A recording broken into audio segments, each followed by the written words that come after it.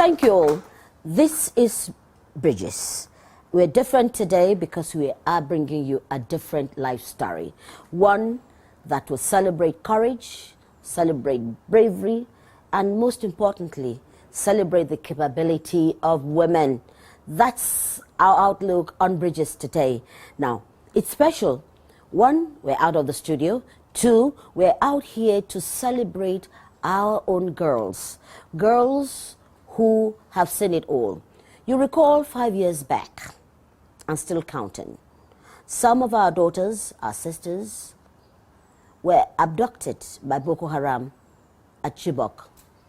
Some of the girls escaped. Some were released, and we're still counting and hoping that those still under captivity will one day share freedom with us. Beyond that, we're looking at communal clashes and its effect on our girls.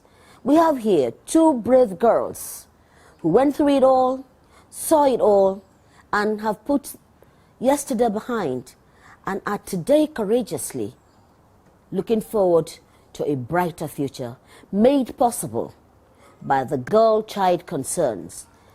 It is a non-governmental organization that is giving hope to girls in difficult situations. And so, on Bridges today, we are presenting these girls. They are home from America on holiday and are doing good.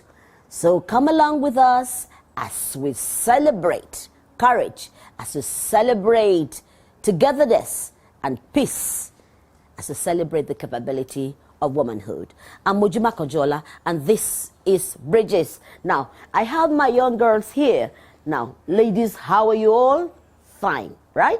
Okay, this one, I want you to introduce yourselves. My name is Godia Simon. I'm from Chibok Local Government, Borno State. I'm studying at University of Notre Dame. I'm an anthropology major and business economic minor. I am Leila Ibrahim, and I'm also a student from Notre Dame University, and I am an anthropology major and a business minor.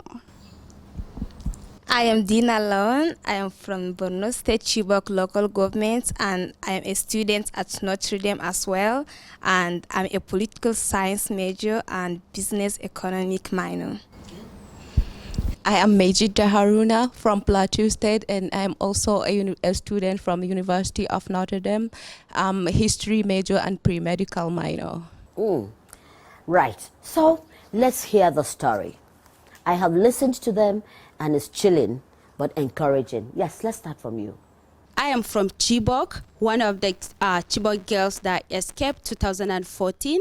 So I was in the school that day when the kidnapping happened. And on April 14, 2014, we were writing our final year examination, that is WAEC, West Africa Examination Council.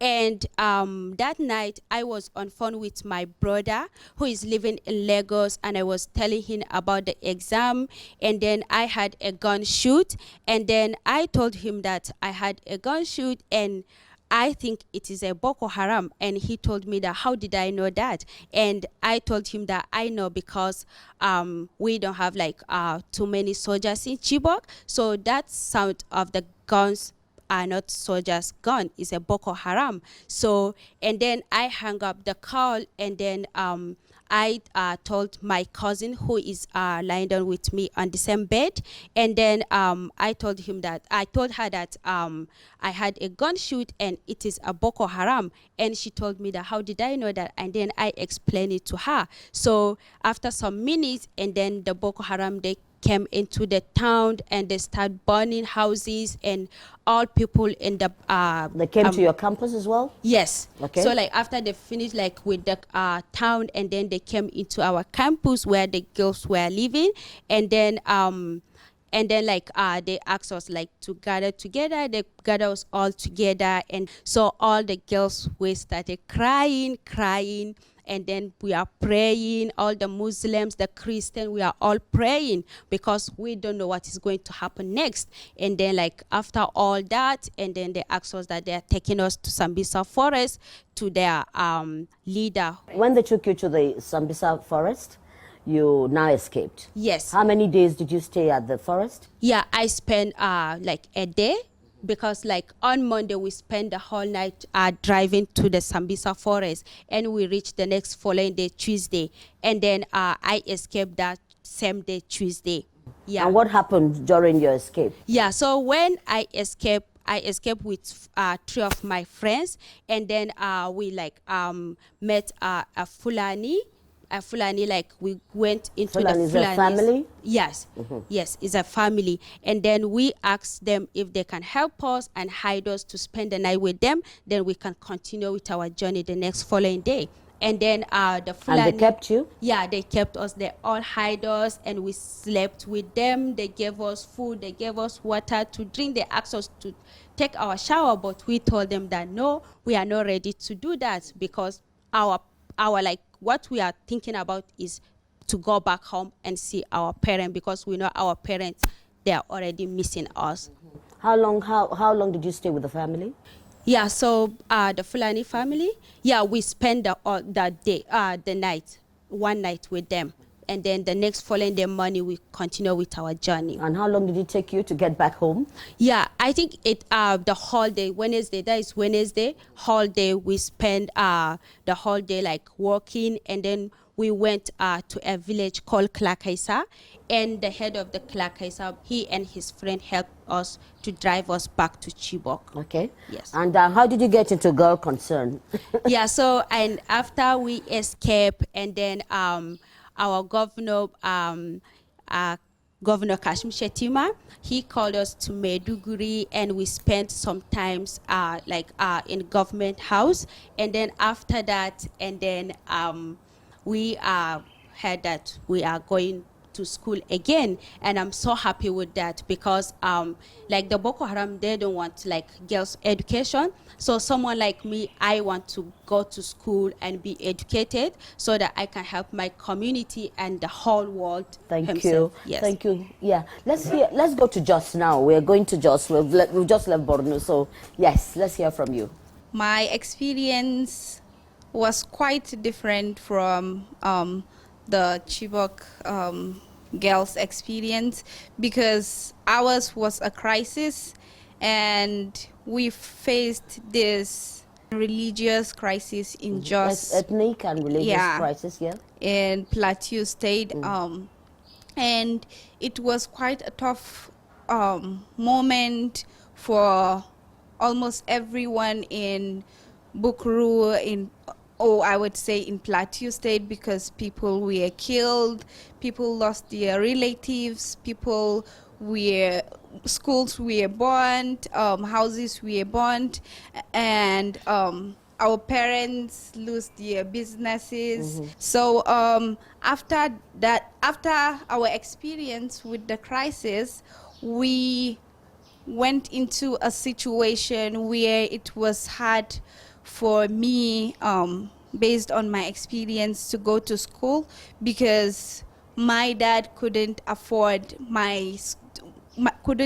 to pay my school fees, and I am the kind of kids that like really wants to go to school, and if I'm not just in school, I feel like the whole world is ending. And so I would often disturb my mom and disturb my dad about going to school, and my mom would try to pretend that it's gonna be fine and I'll go to school soon. But the issue behind that was the financial situation that my dad found himself, that sometimes he couldn't afford for the family and a lot of things. So where did the change come from?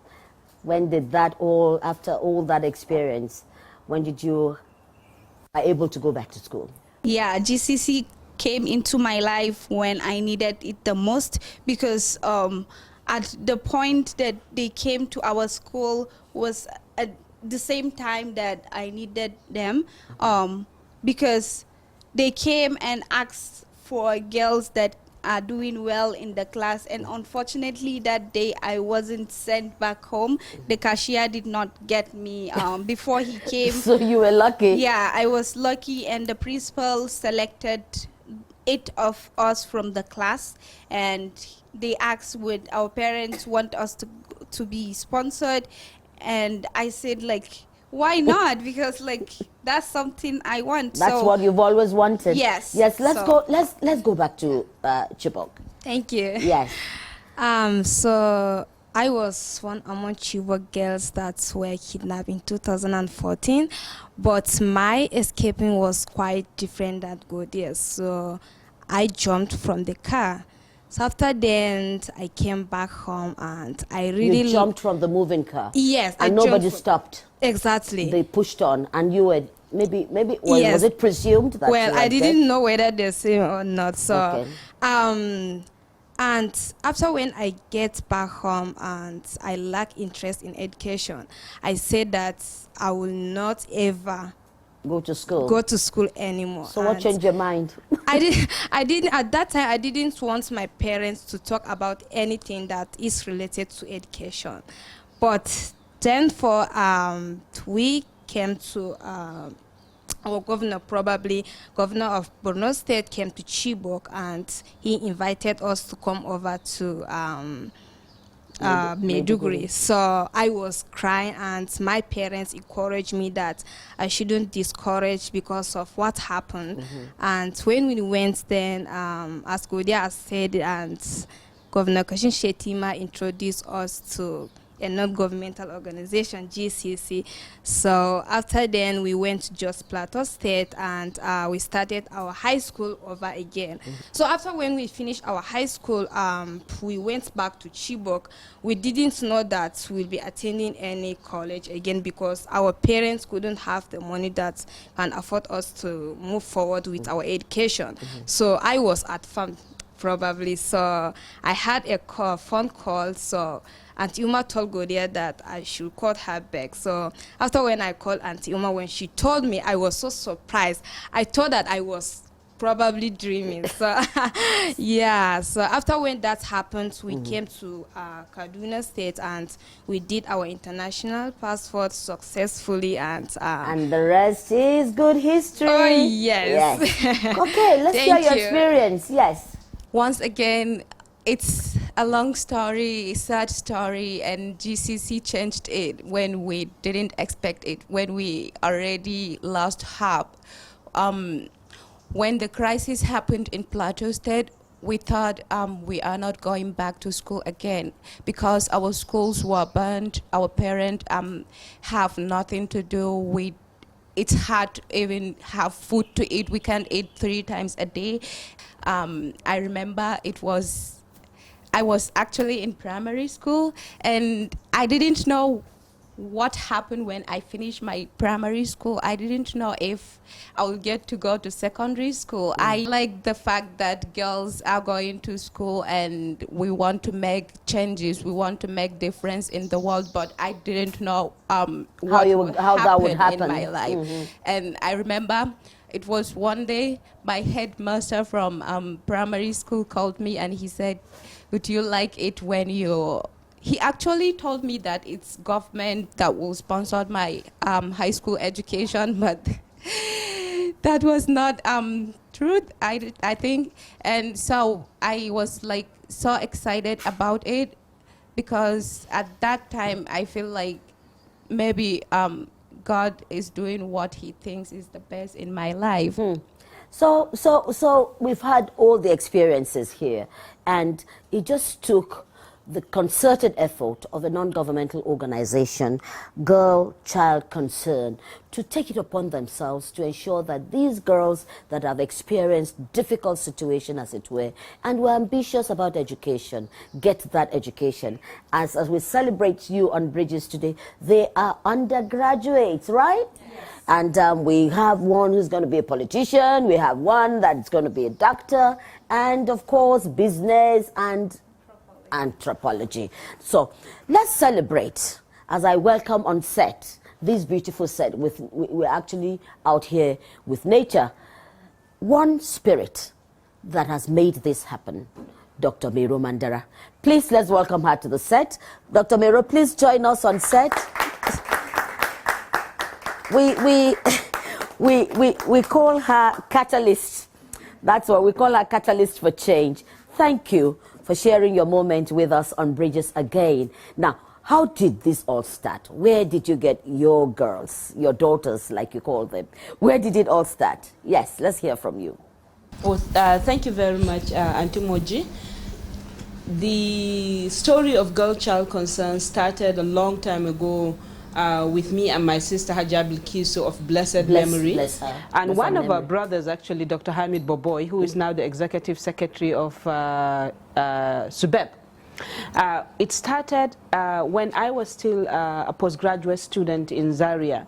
And Bilkisu and I, Haja Bilkisu and I, thought that being women from the north of Nigeria, we do have an obligation and to give back because we're who we are, simply because our parents saw the need for us to be educated. So Bilkisu and I started informally a scholarship scheme where we looked for girls that are smart, because we didn't have all the money to cater for all girls, and that were from extremely poor families, and without our support they couldn't go to school. So Bilkisu and I started a scholarship scheme informally, and our first two girls, one is a pharmacist, another is a lecturer in a tertiary institution. Fantastic, fantastic. So after that, so we continued doing that informally until we registered about 15 years ago. But running back to 5 years ago, after, during the Chibok crisis, when our daughters were abducted by Boko Haram in school in the northeast, some of them escaped, alhamdulillah, and they were taken in by the governor of Borno State, Governor Kashim. I think I was in a meeting, I saw his phone call, and I just said, Governor Kashim, I just went out and said, I'll call you back, sir. I went and called him back, and he said, Mero, I want you to do something for me. I said, sir, I hope I can. He said, I want you to take a responsibility for me. I said, okay, sir. He said, I will trust you. I want to give you all of the escaped Chibok girls, 55 of them, to look after them for me. I said, 55? He said, yes. I had taken 230 before, so 55 was not a big number. Then I said, okay, sir. And then we discussed about how he wanted the escaped Chibok girls to be taken care of. And I said to him, sir, I will take the escaped Chibok girls. I will make sure that they're well educated with a condition. He said, what is the condition? I said that you will not tell anybody on earth that they are with me. He said, what? I said, yes. For as long as you tell anybody that they're with me, I'm not going to take them. So we negotiated, and he said yes. So, and that was when the trouble started, because no school will take them. Every school we went looking for school for escaped Chibok girls. The schools might be ready, but the parents will freak out. They will take all their other children from the school because the school becomes high risk. So in the end, after reflections, we finally decided that, you know what, we're going to go to faith-based schools. Then was the beginning. So Governor Shetima gave us money to pay the first school fees. Quite frankly, for no fault of his, I never went back to him to ask him for more school fees. So, and the Jos Crisis girls is another story. We all are aware of the communal crisis that took place in Jos. They came from Bukuru, where I grew up actually. Their schools were burnt, their parents lost everything they had. My parents' home became a refuge because it was right in the middle of the place. So I said, okay, what can we give back? So we went to Bukuru, but we couldn't take all the children. So we went and sorted the best and the most intelligent girls in those, and these were the two ones.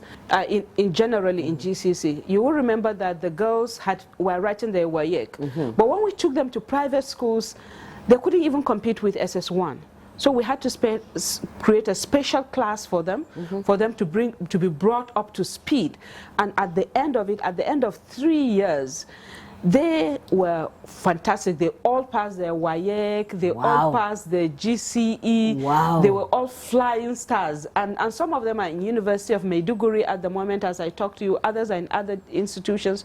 We're still struggling to make sure everybody has something doing, but these are the girls. These are the girls. And luckily, the story doesn't end there. There's a friend of mine, God bless her soul. Her name is Sarah Sievers. She's a lecturer at University of Notre Dame. She's a friend of mine, and she's a friend to me and my sister Amina Mohammed.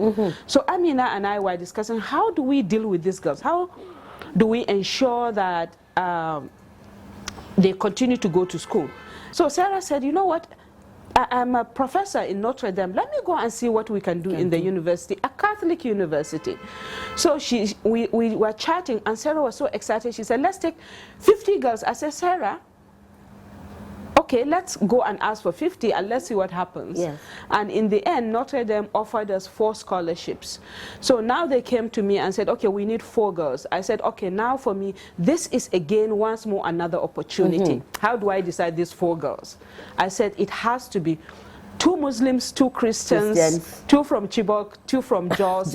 And therefore now we have sisters that are stronger than blood sisters. 2 are Christians, 2 are Muslims. And there's such an example to this country. Well, I've seen them in the last 24 hours, and I'm excited myself because they give hope for the integration that we are talking about, for the unity and diversity that we are talking about. And that's what we do on bridges. Build those bridges and ensure that they are sustainable. Girls, are you truly Nigerians? Yes. And we can see that even from the dressing, we can see the Christian and the Muslim. Now, how do you relate to each other? Do you think religion should divide us? No. I don't think religion should divide us, because even at the University of Notre Dame, we are example to our professors, to our friends, because they are all talking about us. I want every single girl today that is watching to learn from us that religion can never separate you. We want everyone to be to look at each other, that we are all the same. We should not allow religion or like anything traditional or ethnic, something like that, to separate us from each other. Now, Dr. Mero, let's hear from you before we round up. For me, I think these girls exemplify hope. They exemplify the future. They exemplify hope because they speak different languages, yet they're sisters. They're from different religions, they're sisters. And they're women, but they're blazing. So for me, this is the Nigeria I dream of, a Nigeria where every girl has an opportunity to find who she is, to find her humanity and be able to contribute to the development of this country. At the moment, we have quite a lot of them in schools across the country. We have some in Kaduna, we have a lot more in Maiduguri, we have some in Sokoto, we have some in Katsina. And this year, we're actually doing a fundraiser to take 500 girls from internally displaced camps. We're starting our own schools because we're tired of going to schools begging for opportunities. We will start our own school in Maiduguri, and we're going to teach them a different way of doing things. We're going to teach them, we'll introduce a foundation year where we'll get them grounded in literacy, numeracy, civic education, getting them to be Nigerians, and computer.